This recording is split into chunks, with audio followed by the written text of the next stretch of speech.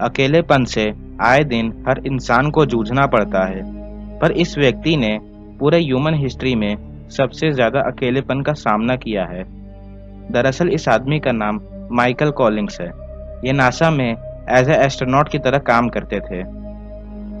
इनके astronaut career की सबसे बड़ी बात थी कि ये अपोलो 11 की क्रू का हिस्सा थे। यानी माइकल कॉलिंग्स ने नील आर्मस्ट्रॉन्ग के साथ चांद पर जाने वाले रॉकेट पर सवार थे। पर माइकल को चांद पर उतरने का मौका नहीं मिला, क्योंकि नासा के प्लान के हिसाब से माइकल को स्पेसशिप में ही रुककर चांद के ऑर्बिट का चक्कर लगाना था, ताकि वो बाद में आर्मस्ट्रॉन्ग और उनके साथी बिज एल्ड्रिन जो चांद की सतह पर थे उनसे कांटेक्ट कर सके। और यहीं पर चीजें बदलना शुरू होती हैं। माइकल कॉलिंग्स जो अकेले चांद का चक्कर लगा रहे थे, एक खास जगह पर थे। जब माइकल चांद का चक्कर लगाते हुए मून के दूसरे साइड चले गए, वो साइड जो धरती से नहीं दिखती, यानी कि चांद के पीछे छुप गए, तब उनका धरती पर मौजूद साइंटिस्ट के साथ रेडियो कांटेक्ट छूट गया। लगभग 48 मिनटों तक, जब तक माइकल की स्पेसशिप चांद के पीछे थी, तब तक के लिए वो इतिहास के सबसे अकेले आदमी बन गए थे। उनके कई हजार किलोमीटर दूर तक भी कोई इंसान नहीं था। शायद हम अपने पूरे लाइफ में कभी भी वो शांति और अकेलापन महसूस नहीं कर पाएंगे जो माइकल कॉलिंग्स ने किया था। उनकी मानसिक स्थिति क्या रही होगी ये जानकर कि धरती से उनका रेडियो कांटेक्ट छूट चुका है और वो इस बड़े से यूनिवर्स में बिल्कुल अकेले हैं। हालांकि अच्छी बात ये रही कि चांद के पीछे से बाहर आते ही उनका कांटेक्ट धरती पर मौजूद साइंटिस्ट से हो गया और वो सुरक्षित धरती पर लौट आए। पर जो माइकल कॉलिंग्स ने एक्सपीरियंस किया होगा वो काफी डरावना है। साइंटिस्ट ने पता लगाया है कि मून धरती से हर साल 38 मिलीमीटर दूर होता जा रहा है। अब आपके मन में ये सवाल उठा होगा कि साइंटिस्ट को कैसे पता चला कि चांद हमसे 38 मिलीमीटर पर ईयर की स्पीड से दूर जा रहा है। तो इसका जवाब है कि जब नील आर्मस्ट्रॉन्ग चांद पर गए थे तो उन्होंने एक शीशा चांद की जमीन पर फिट कर दिया था।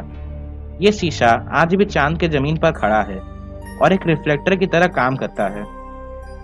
साइंटिस्ट धरती से एक हाई एनर्जेटिक लेजर बीम भेजते हैं जो सीधे उस रिफ्लेक्टर से लड़कर धरती पर वापस आती है। अब उस लेजर बीम को वापस आने में जितना टाइम लगता है उसे आधा करके स्पीड ऑफ लाइट से मल्टीप्लाई कर देते हैं, जिससे चांद की दूरी बड़े आराम से मालूम पड़ जाती है। मून पर हमने सिर्फ रिफ्लेक्टर ही नहीं, बहुत सारी चीजें छोड़ी हैं। इस पर एक विकिपीडिया पेज है, आप डिस्क्रिप्शन में जाकर लिंक ले सकते हैं। पर कुछ मैनमेड ऑब्जेक्ट्स मून से भी ज्यादा दूरी पर हैं। इनफैक्ट 4 ऐसे मैनमेड चीजें हैं जो धरती से इतनी दूर जा चुके हैं कि अब वो सोलर सिस्टम के बाहर चले गए हैं। वॉयेजर 1 नाम का एक स्पेसक्राफ्ट धरती से सबसे ज्यादा दूर जा चुका है।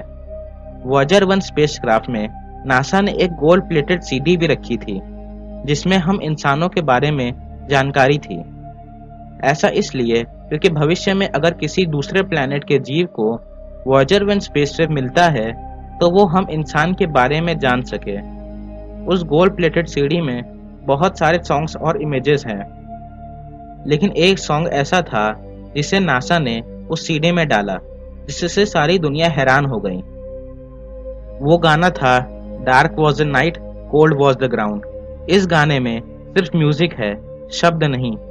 ये गाना विली जॉनसन नाम के एक साधारण आदमी ने लिखा था जो देख नहीं सकते थे। विली जॉनसन जन्म से अंधे नहीं थे। उनकी आंखें तब खराब हुई जब उनकी सौतेली माँ ने विली के चेहरे पर एसिड फेंक दिया था। उनकी मौत मलेरियल फीवर से हुई जब उनके घर में आग लग गई और उनके पास सोने के लिए कोई जगह नहीं थी सिवाय एक गीले न्यूज़पेपर के। नासा ने बाद में बताया कि उन्होंने सीडी में यह गाना इसलिए डाला क्योंकि गाना हम इंसानों में जो अकेलापन फील करने की भावना है उसको रिप्रेजेंट करता है। आप जरा सोच के देखिए, विली जॉनसन जो अपनी दुख भरी जिंदगी बिताकर हमारे बीच नहीं रहे, पर उनका गाना हमसे करोड़ों किलोमीटर दूर इंटरगैलेक्टिक स्पेस में हमें रिप्रेजेंट कर रहा है, हमारे अकेलेपन के इमोशन को रिप्रेजेंट कर रहा है और आने वाले हजारों सालों तक करता रहेगा। मैंने गाने का लिंक डिस्क्रिप्शन में दे दिया है, आप चाहें तो उसे सुन सकते हैं।